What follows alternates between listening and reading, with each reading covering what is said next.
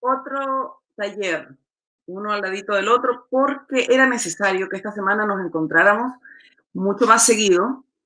La coyuntura sí lo exigía. Ayer nos vimos con algunos tropiezos que tuvimos en la conexión por la necesidad de analizar lo que estaba sucediendo en Perú, lo que está sucediendo, porque esto está sobre la marcha. Pero teníamos pendiente el taller del lunes, que era con este tremendo analista internacional, Ruperto Concha. Desde Concepción, en Chile, ya por el centro sur de Chile, traemos a este tremendo, pero tremendo invitado de lujo que nos va a ayudar a comprender esta realidad en permanente cambio, este mundo que se transforma y que cambia, este mundo en guerra que tiene a una parte de la humanidad luchando por la paz en medio de una pandemia, luchando por la sobrevivencia, y a otra parte generando estas guerras, estos conflictos, tratando de desatar mucha más conflictividad, criminalizando la protesta. Así que bienvenido, Ruperto Concha. Me siento muy orgulloso de estar con ustedes. He visto el excelente trabajo que se está haciendo desde Bolivia y que tiene tanto que ver con el retorno de Bolivia al corazón del quehacer histórico de la cultura latinoamericana, sudamericana sobre todo, que Bolivia está reocupando su lugar que siempre debió haber tenido. No podemos olvidar que Bolivia está en el corazón geográfico de Sudamérica, está en un centro que es vital. Mi abuelo fue un importante trabajador, ingeniero ferroviario en Bolivia, y mi tío Armando Cosani peleó en la guerra del Chaco y resultó herido. Y bueno, está integrado a este rol transnacional que debiera ser nuestro rol como mestizos. Somos todos mestizos y qué bueno que lo seamos. Qué hermosa historia, Roberto. Así que te unen vínculos muy amplios a Bolivia. Qué bien, qué lindo. Vamos a comenzar entonces por cuál es el papel, cuál sigue siendo el papel al día de hoy de los Estados Unidos en la región.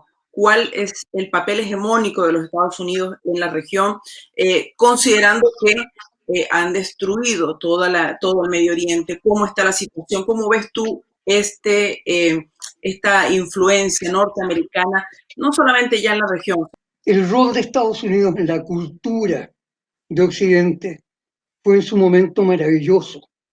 Ha hecho aportes espléndidos.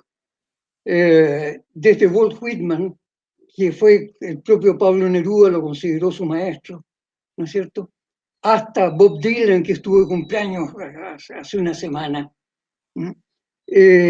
Hay una fuerza espiritual que se expresa particularmente en la gente joven de Estados Unidos, pero que va diluyéndose según los jóvenes crecen, ¿no es cierto?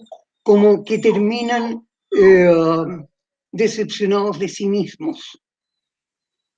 Estados Unidos, después de haber acaparado prácticamente todo el oro del mundo en la Primera Guerra Mundial, cayó de inmediato, prácticamente antes de 10 años después de haber ganado la Primera Guerra Mundial, cayó en la peor crisis económica que ha tenido hasta ahora.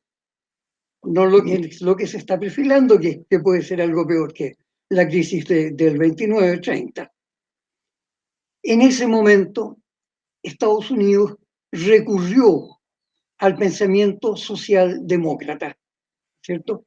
Aceptó imponer en Estados Unidos un concepto socialista, claramente socialista, de economía dirigida y planificada y controlada por el Estado.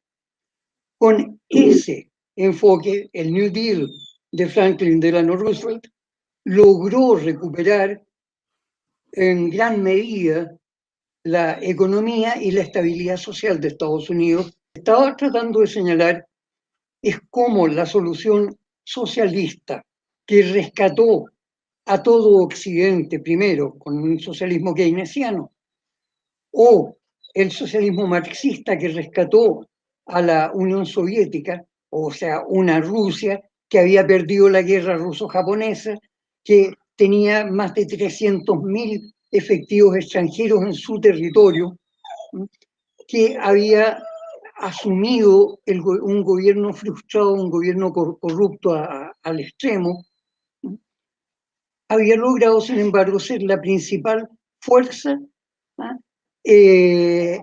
para que digamos, para enfrentar al nacionalsocialismo, para enfrentar a los nazis. Sin la participación de esa Rusia que ya en ese momento era la segunda potencia mundial, no habría sido posible vencer a la alianza de japoneses y alemanes, ¿no es cierto?, a la alianza del eje. Entonces, cuando nos hablan de un fracaso del socialismo, están hablando de burrada. Mira, concretamente yo te digo, para comparar el resultado de la guerra en sus finales, tomemos en cuenta que el desembarco en Normandía fue de 250.000 hombres. La guerra de Stalingrado fueron 2 millones de hombres. El ejército rojo aniquiló más de 2/3 del total del poderío militar de Alemania. O sea, ¿quién ganó la Segunda Guerra Mundial?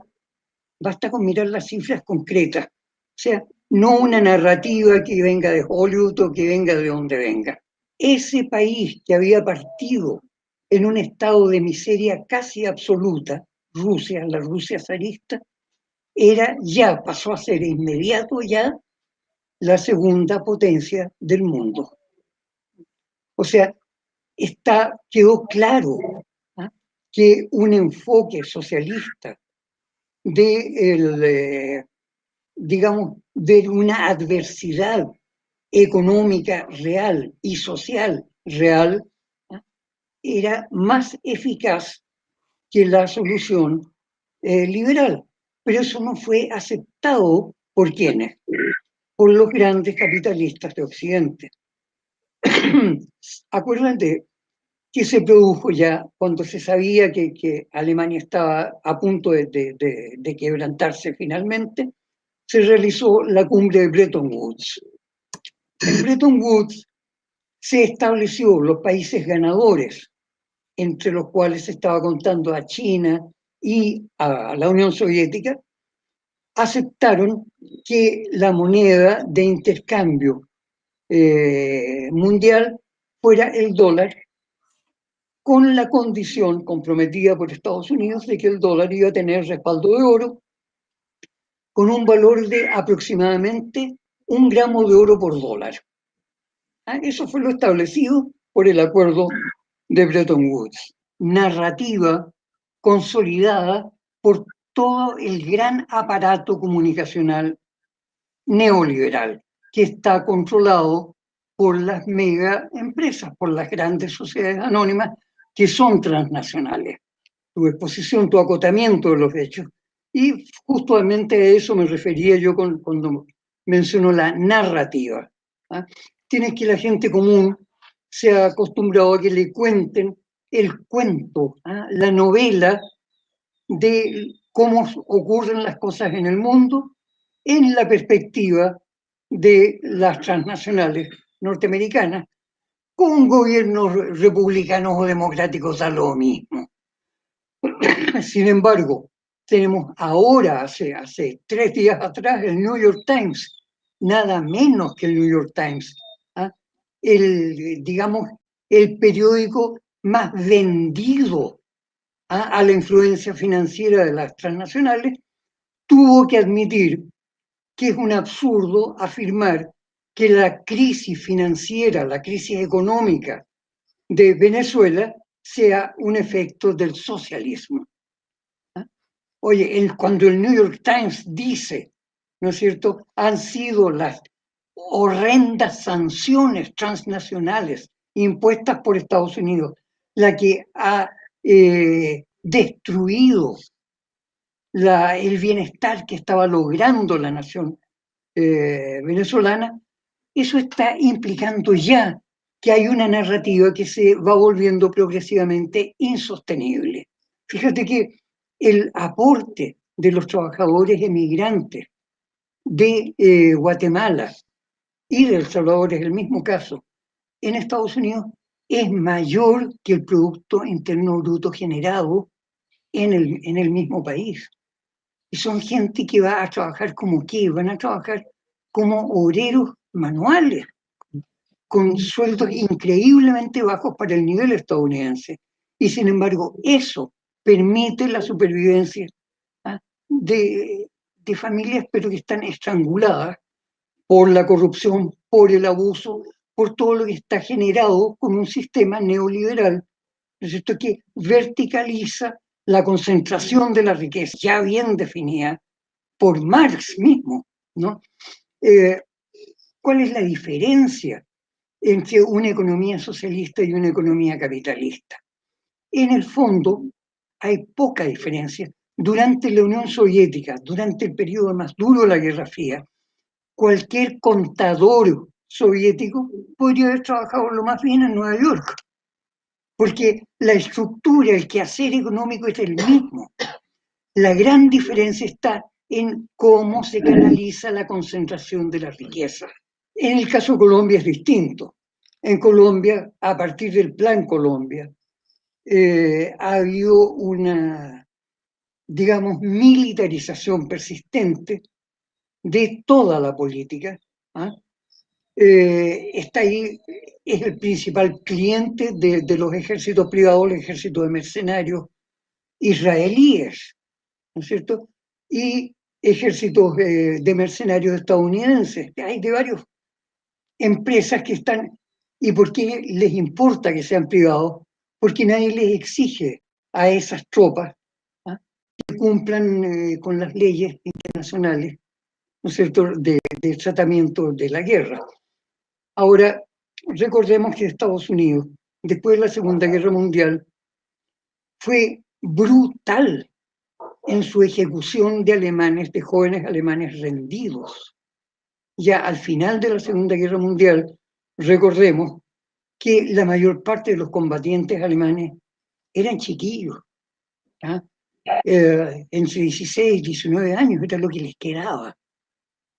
Por otro lado, el anunciado encuentro entre Biden y Vladimir Putin para el 16, ¿no?, ya está provocando desesperación en Ucrania, ¿no es cierto?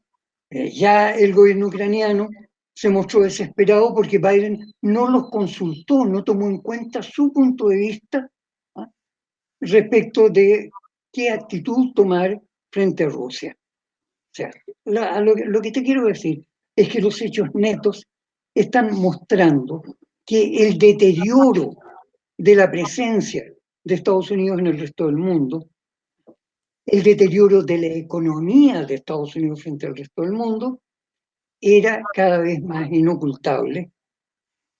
Entonces llegó un momento en que Estados Unidos, digamos, empezó a recurrir a sus últimas reservas.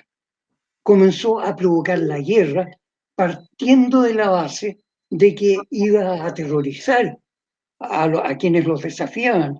Y esos que los desafiaban eran básicamente Rusia y China. ¿Ah? Y ahora al revés, China y Rusia. Sabemos que no puede haber guerra, que si llega a haber guerra, no va a haber tierra, riman, ¿no? Guerra con tierra.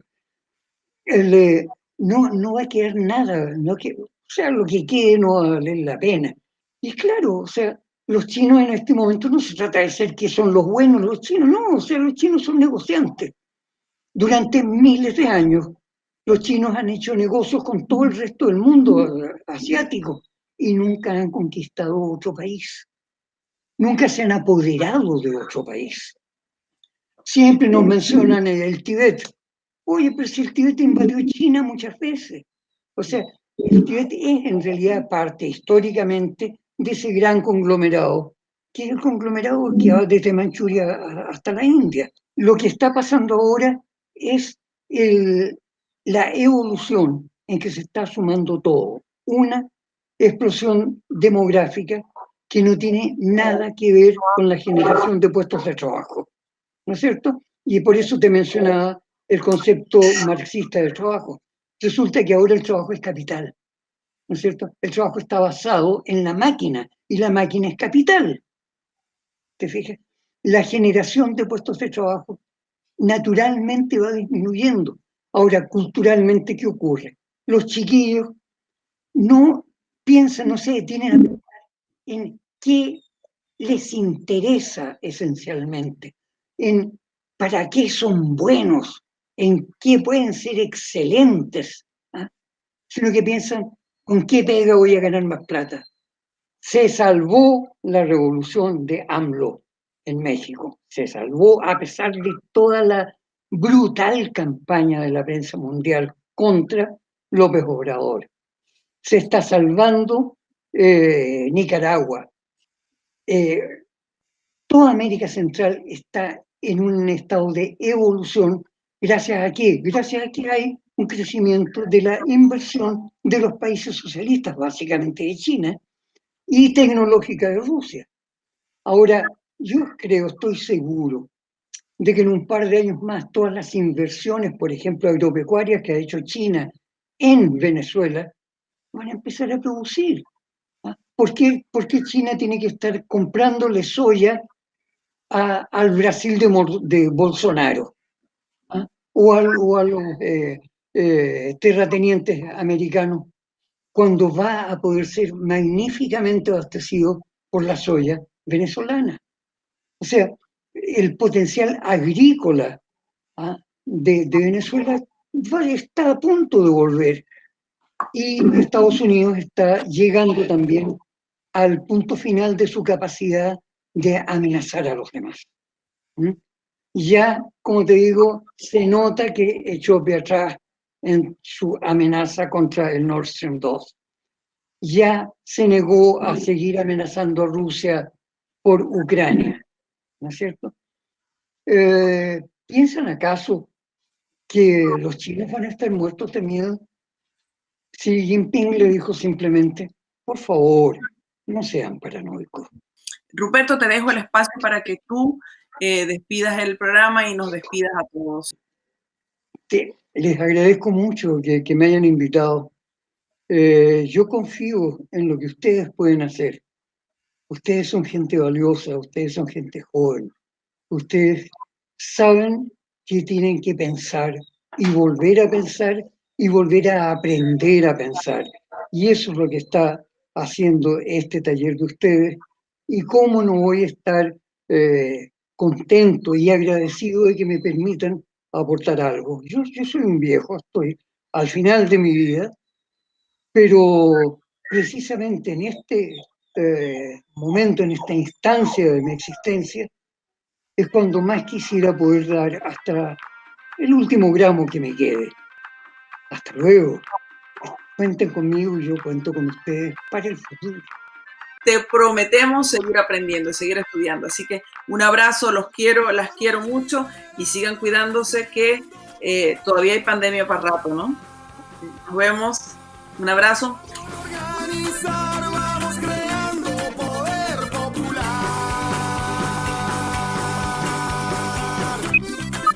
Correo del Alba, www.correodelalba.org. No se olviden de darnos like en todas las redes sociales. Estamos en Facebook, en Instagram, en Twitter, en YouTube. Déjenos sus comentarios. Vamos,